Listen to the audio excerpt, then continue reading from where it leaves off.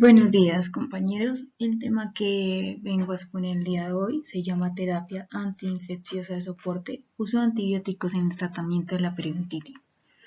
Quien les habla, María Camila Camargo, odontóloga de la Universidad Antonio Nariño, posgrado de periodoncia, tercer semestre de la Universidad Antonio Nariño. Bueno, el biofilm o biopelícula, definido de forma sencilla, es la agrupación de una serie de bacterias que crea un nicho ecológico que les proporciona entre ellas un desarrollo y la supervivencia. Entonces este biofilm podemos encontrarlo en dos sitios, en una placa supragingival y una placa subgingival. La placa supragingival se sitúa pues en el margen gingival y es una composición, se observa un 80% de agua y un 20% de fase sólida. Está formado por la mayoría por bacterias, como más o menos un 70% a 80%, y pues está constituida por una matriz celular. Esta formación de placa supragingival tiene varias etapas. La primera es la formación de película adquirida. Esto se va a desarrollar a pocos minutos de realizar una limpieza exhaustiva. Comienza como la formación de esa película y es una capa muy fina que se deposita pues en la superficie de los dientes y la mucosa. Esta capa pues está compuesta más que todo por proteínas, entonces, que son provenientes de la saliva. Entonces ahí está la saliva, como vemos en la imagen, y está la superficie del diente. Listo. Encontramos una segunda fase que es la colonización primaria. Entonces, pues, esta formación de esa película se comienza a unirse directamente a microorganismos precursores. Entonces, ahí podemos observar en la imagen que el primer microorganismo en colonizar es el Streptococcus sanguis. Y pues, él se va a unir al diente por medio de enlaces y ese enlace es la leptina y el carbohidrato. Sin embargo, pues obviamente otros microorganismos precursores, como lo podemos ver en la imagen, pues se van a unir como el Actinomyces, que es por unión mediante enlaces proteína-proteína. Vemos los Streptococcus mitis y gordini. Y pues vemos el Carinebacterium por mediante mecanismos de agregación, como lo vemos en la imagen. La tercera es la segunda colonización, como vemos en la imagen, pero entonces esta se va a caracterizar porque ya no va a haber tanto oxígeno, entonces a otra cosa, digamos, esta etapa se da a los 3 a los 5 días. Entonces aquí se van a formar como microcolonias en el interior digamos, de esa placa. Entonces lo que pasa es que el oxígeno va disminuyendo y se van a ir como acumulando diversos productos del metabolismo de otras bacterias. En esta se puede detectar bacterias anaerobias, entonces ya las empezamos a ver. Viene la parte de la composición de la placa madura, ¿sí? Esta se va a llegar a formar a la segunda o tercera semana. Está compuesta principalmente por bacterias facultativas y pues en un porcentaje aparecen diferentes bacterias anaerobias como las podemos ver como la Porphyromonas, Prevotella y la Veinionella. Entonces aquí en el cuadro que podemos observar están las que vemos una disminución de las aerobias y vemos ya la aparición de las anaerobias. Entonces ahí en ese cuadro es como un resumen de la composición de la placa madura. Vamos a ver a la fase de mineralización, que es el propio cálculo dental. Es como la biopelícula calcificada mal llamada, ¿sí? Podemos ver ahí en la imagen que se deposita sobre las superficies dentales, ya sea coronales o radiculares, y podría llegar a considerarse como la etapa final de la formación de la biopelícula. Es importante que seamos capaces de detectar este cálculo dental, porque pues ya digamos esas bacterias permanecen en contacto íntimo con las superficies de los dientes y de los tejidos periodontales. Entonces esto nos va a ayudar a inducir la enfermedad periodontal. Esta placa subgingival se localiza en el surco gingival y está presente en unas condiciones como con un pH más alcalino o un potencial de óxido de reducción bajo. Aparte, esta placa subgingival se va a secretar el líquido gingival que proviene del plasma y contiene diferentes compuestos como inmunoglobulinas o elementos nutritivos. Ahí vemos el complejo, los colores, complejo rojo. Entonces tenemos como bases microbiológicas para lograr el control del biofilm. Tenemos una remoción mecánica, que en este caso sería el raspaje y alisado radicular, para poder desorganizar ese biofilm. Sabemos que el objetivo de la terapia periodontal pues, es llegar a erradicar los patógenos asociados a la enfermedad y pues lograr la salud periodontal. Sin embargo, en algunos casos pues se requiere la remoción mecánica, pero no es suficiente. En este caso, tomaremos la remoción química, que es esa ayuda de uso de antibióticos que nos va a ayudar a los cambios de la población bacteriana.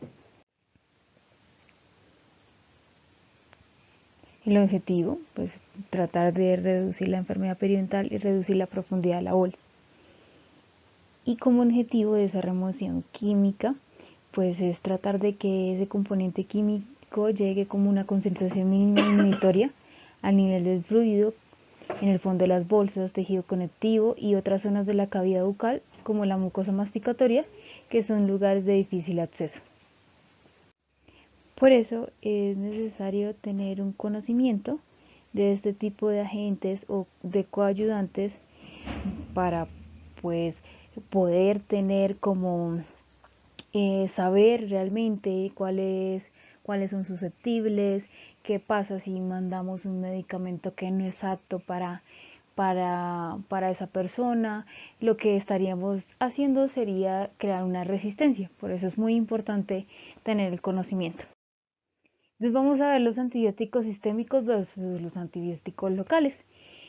Encontramos que los sistémicos, pues la mayor ventaja de estos antibióticos es su amplio espectro.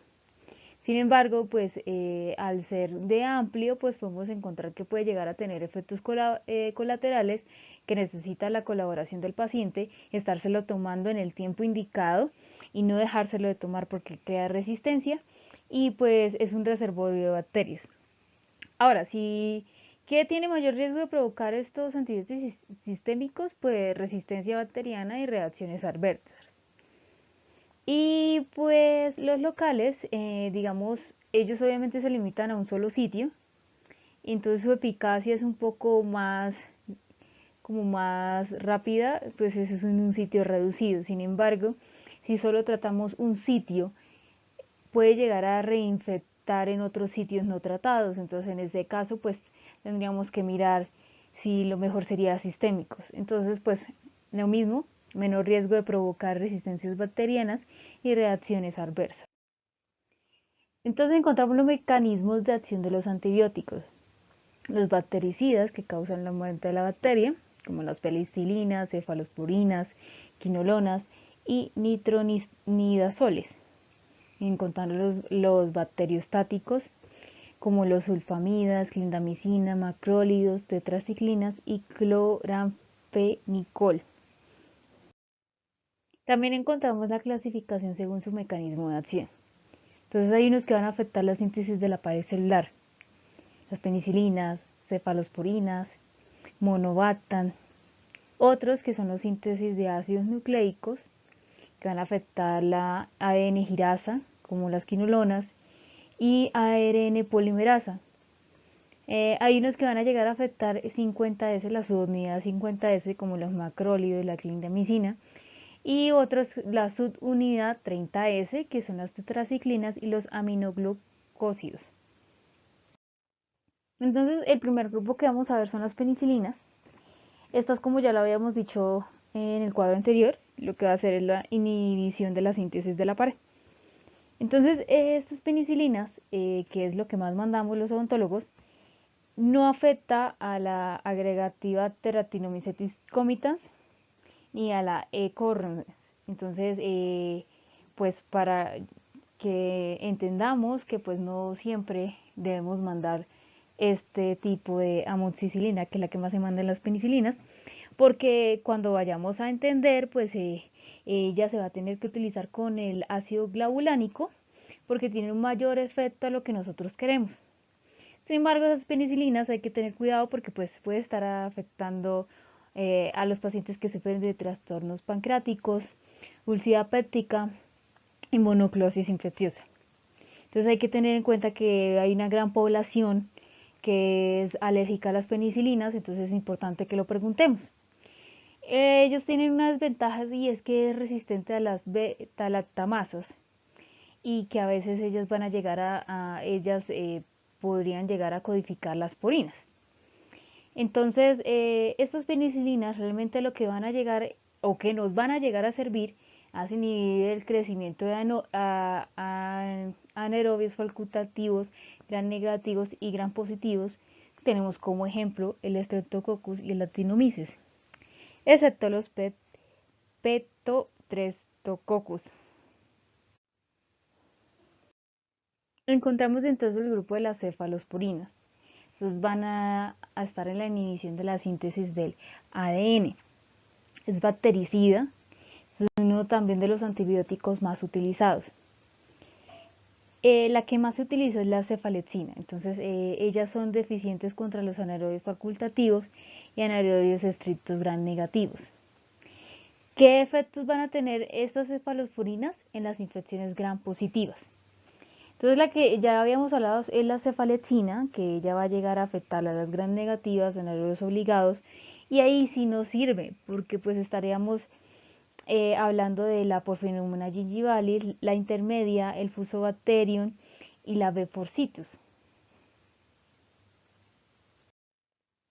Entonces las quinolonas que van a la inhibición de la síntesis del ADN, ella lo que va a inhibir la replicación bacteriana y la transcripción. Inhibe la topoisomerasa 4 en los casos en los que es gran negativo y gran positivo. Entonces ella va a interferir en la separación de las bacterias replicadas. ¿A cuáles va a afectar? Pues a los cocos y bacilos gram negativos, anaerobios facultativos. Ella generalmente se va a llegar a mandar 500 miligramos 2 veces al día. Ellas van a llegar a penetrar el tejido periodontal y puede llegar incluso a estar en el suero. Entonces estas quinolonas van a afectar a qué tipo de bacterias. Contra la A, el efecto condotóxico y resistencia al plásmido E. coli. Entonces lo importante que hay que saber de ellas es que es contra el Agregatibacter, pero puede llegar a tener un problema que es el efecto condrotóxico y pues que llega a ser resistente la Escherichia coli. Entonces encontramos los nitroimidazoles, que también son inhibición de la síntesis del ADN. Este es un grupo nitro reducido, en el cual pues va a tener el radical que ataca al ADN. Este ADN se va a llegar a oxidar, dando lugar a la cadena de rotura y pues lo que va a llegar a causar es muerte celular.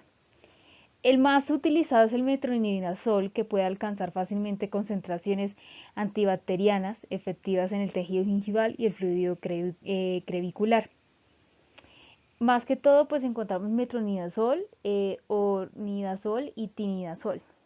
Metronidazol, pues su vida media es de 4 a 8 horas. Las concentraciones van de 1 a 3 horas y pues es una amplia actividad anti-anaerobios. El ornidazol pues tiene una vida de 14.4 horas y el tinidazol pues de larga vida media y es efectiva con la Porphyromonas gingivalis y la Agregatibacter, que es algo muy bueno. Hay que tener en cuenta que pues esto no se puede mandar en el primer trimestre de embarazo. Tenemos que estar como pendientes porque puede llegar a tener alteraciones en el sistema nervioso central, si el paciente tiene discrepancias sanguíneas e insuficiencia hepática y obviamente si son alérgicos a este medicamento. Entonces encontramos los macrólidos, estos van a afectar la inhibición de la síntesis de las proteínas. Entonces este va a llegar a afectar las unidades 50S, entonces el ribosoma bacteriano que contiene esta subunidad. Entonces los macrólidos se unen para cerrar el túnel del ARNT y pues obviamente su característica es que es bacteriostático. Entonces los que más se van a utilizar o lo que que más nombran es la eritromicina, la clindamicina y la acitromicina. Entonces vemos que la acitromicina es efectivo, lo mismo que el anterior, con la AA y la Porphyromonas gingivalis, tiene una larga vida media, y la clindamicina pues no va a afectar ni la Agregatibacter ni la Escherichia coli. Y pues obviamente se utiliza cuando pacientes que no responden a una terapia básica periodontal y digamos penetran en el hueso. La eritromicina es segura, es de amplio espectro para gram positivos, anaerobios y facultativos y gram negativos resistentes, pero no se va a utilizar en periodontia. Sin embargo se nombra porque es un medicamento que pues se manda y sabemos que de los macrólidos es de gran fama. Hay que tener como en cuenta en el momento de preguntarle a la persona si está lactando. Encontramos las tetraciclinas, que es la inhibición de la síntesis de proteínas. Entonces, ¿esta cómo va a llegar a afectar? Bueno, atraviesa la bicapa lipídica de la pared celular de la bacteria. Esta se va a unir específicamente a la unidad 30S del ribosoma y no se une a ARN, sino al ARN mensajero. Entonces, la tetraciclina, la doxiciclina y la minoxiciclina, que son las que más se nombran, inhiben a los anaerobios facultativos gram negativos. Esta acción anticolágena, ella tiene una acción anticolágena y su efecto disminuye con los lácteos, entonces hay que tener en cuenta que se le debe decir al paciente este tipo de recomendación. Entonces la inhibición de la tetraciclina lo que hace es de la colagenasa del neutrófilo. Esos son algunos ejemplos de esos gram negativos o putativos.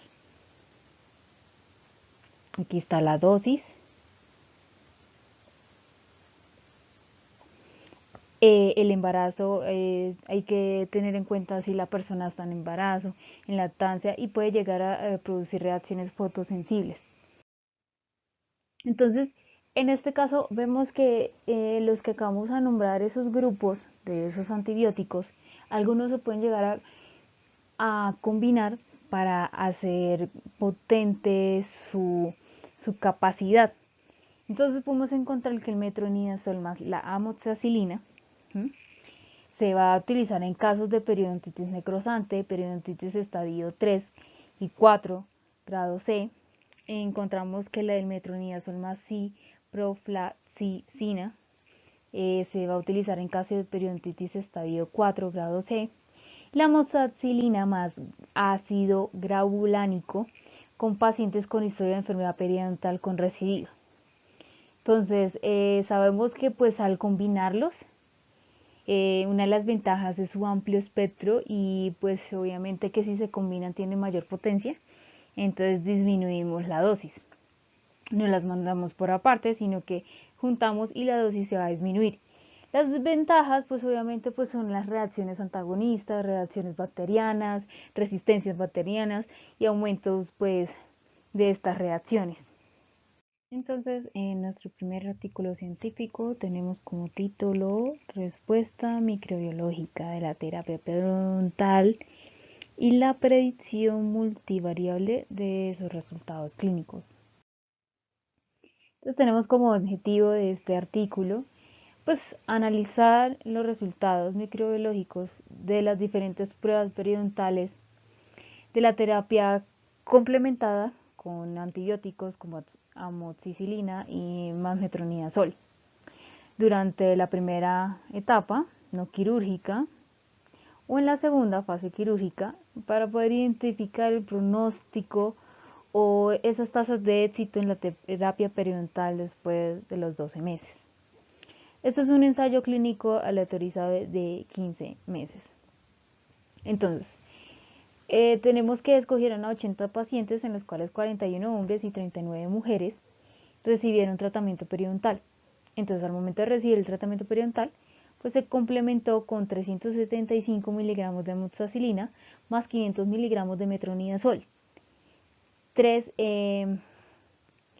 veces durante 7 días. Entonces, en el grupo A, que son los antibióticos que se administraron durante la primera fase no quirúrgica, y está el grupo B, que se administraron los antibióticos durante la segunda fase quirúrgica. Tanto el grupo 1 como el grupo 2 al principio fueron evaluados después de los 3 meses, después a los 6 y después a los 12 meses, o sea, al año. Entonces, ellos lo que hicieron fue que registraron en 6 sitios de todos los dientes, es decir, en vestibular y en palatino, en mesial, distal, mesial, medio y distal. Entonces, pues ellos llegaron a encontrar valores. ¿Qué evaluaron también? Pues los valores máximos como 15 citocinas y 9 de fase aguda, las proteínas en el suero que fueron evaluadas como posibles predictores. Y entonces al menos en un sitio con una profundidad de sondeo, como vemos, mayor a 4 milímetros y sangrado en la sonda. Entonces estos fueron como las variables que se tomaron en cuenta en el estudio. Y vimos, listo. Entonces ahí hablaban que la detección de la Parvimonas micra antes de la terapia fue, digamos, estaba presente en los sitios mayor a 4 milímetros y en el sagrado y se encontró, digamos, ellos tomaron esas medidas y a los 12 meses después del tratamiento se encontró que ella estaba presente antes y después. Así hubiera una bolsa mayor de 4 milímetros, hubiera sangrado, ella permanecía en ese estado. Entonces en la tabla 1 vemos los variables que ellos tomaron en grupo A, grupo B, digamos los años, y mujeres, los pacientes fumadores, los sitios que participaban mayor a 4 milímetros y sangrados.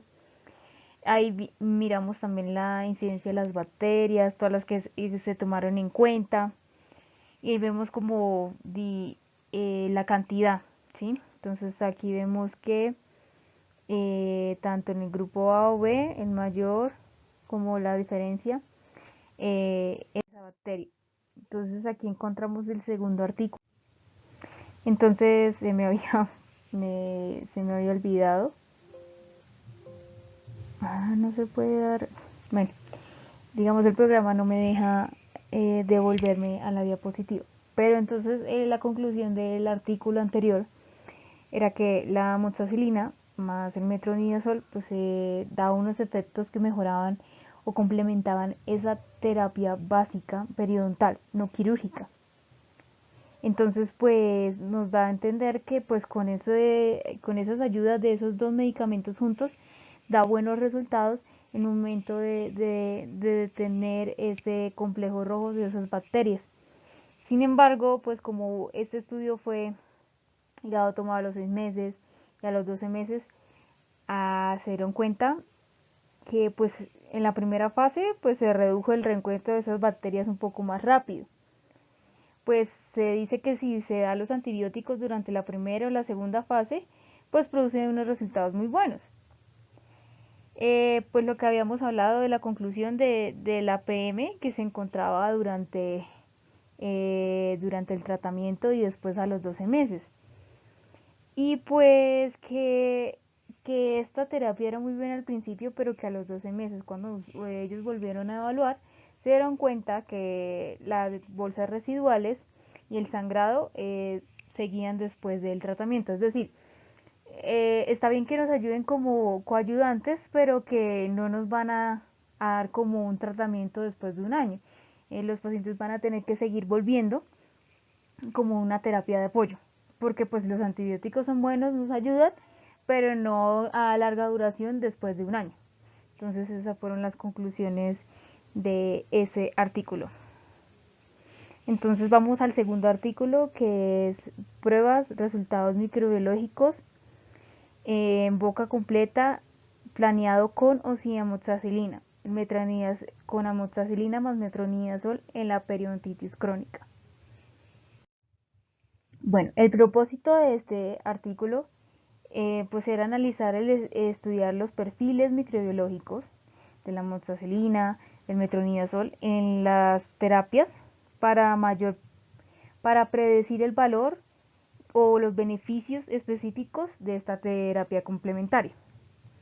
Entonces este fue un ensayo longitudinal aleatorizado de 6 meses de un solo centro, doble enmascarado y controlado con placebo. Ellos digamos seleccionaron 51 pacientes que recibieron terapia periodontal completo en menos de 48 horas.